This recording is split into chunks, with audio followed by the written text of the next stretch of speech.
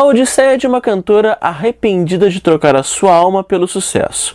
Essa é a trama base da novela Vamp, exibida entre 1991 e 1992 pela Rede Globo, e que acabou de ganhar uma adaptação para os palcos.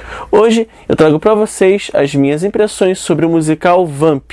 Eu sou o Diego Cardoso e você está no canal Cultura e Ação.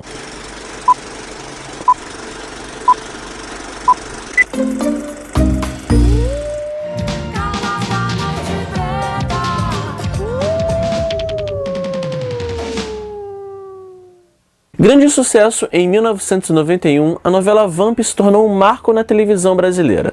Escrita por Antônio Calmon, a novela inovou ao trazer para o horário nobre uma trama sobre vampiros, um tema que não parecia interessar muito às donas de casa, mas que rapidamente caiu no gosto das crianças e adolescentes, carentes de produções voltadas para eles naquela época. O musical, dirigido por Jorge Fernando, o mesmo diretor da novela, e Diego Moraes, apresenta basicamente a mesma proposta vista na televisão, com algumas alterações.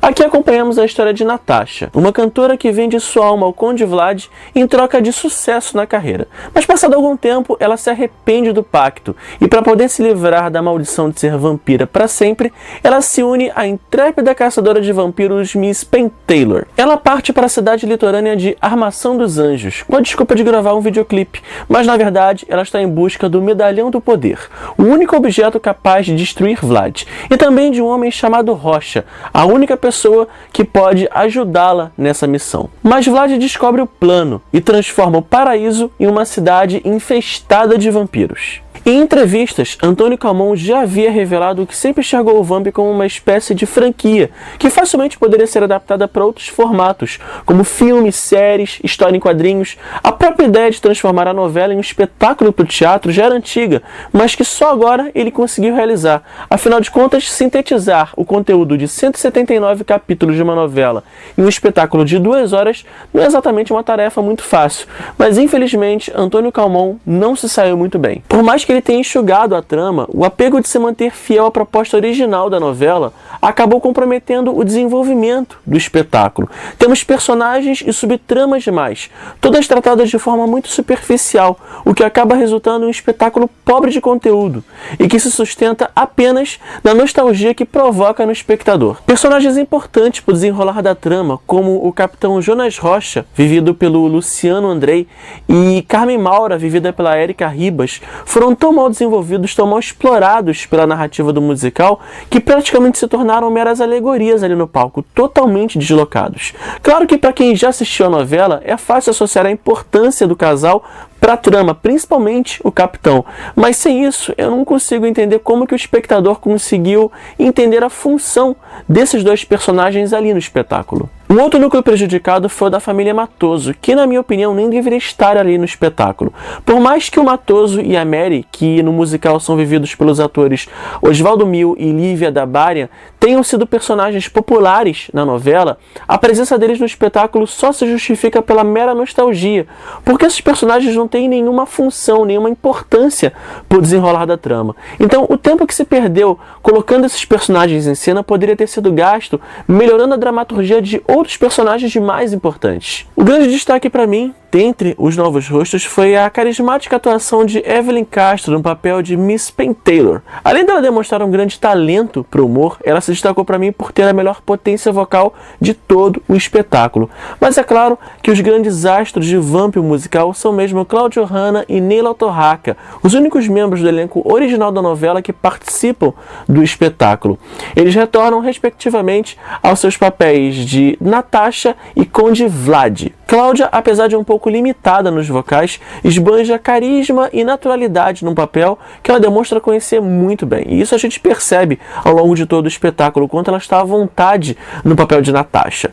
Mas é o Neila Torraca que realmente rouba a cena, com seu debochado e despretensioso anti-herói Conde Vlad. Ele brinca, interage com o público, exige aplausos, faz graça e até piada sem graça, mas com consegue atrair a atenção do público do início ao fim do espetáculo. Ele faz uma dupla excepcional com Pedro Henrique Lopes, que interpreta Gerald, o lacaio de Vlad e empresário de Natasha, e juntos protagonizam algumas das cenas mais divertidas do musical. Mas se na dramaturgia Vamp deixa a desejar, o mesmo não se pode dizer sobre os aspectos técnicos da produção.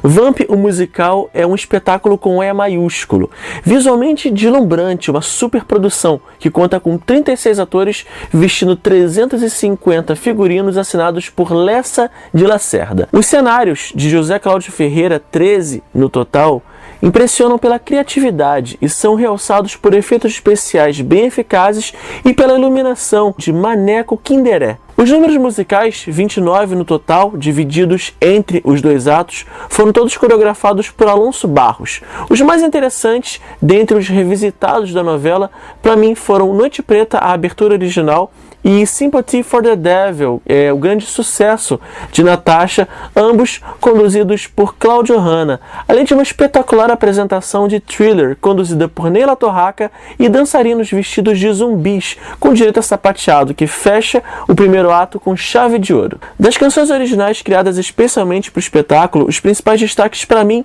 foram a empolgante Miss Pen Taylor, na voz de Evelyn Castro, e A Tragédia de Vlad, uma espécie de opereta, interpretada por Madrácula, personagem de Cláudia Neto, que é a mãe de Vlad, criada especialmente para o musical, e que transporta o espetáculo para o século XVIII, mostrando o nascimento do amor de Vlad por Eugênia, uma antepassada de Natasha, além do surgimento do Medalhão do Poder. A conclusão da história ganha rumos um pouco diferentes dos vistos na novela. Eu, pessoalmente, achei um pouco infantilizado, lembrando até um pouco aquelas novelas infantis do SBT. Mas é legal esse refresco, porque surpreende as pessoas que já conhecem a história original. Eu confesso para vocês que, como fã da novela, eu saí de lá até um pouco satisfeito por rever personagens tão queridos, mas eu fiquei muito frustrado, porque eu esperava muito mais desse musical.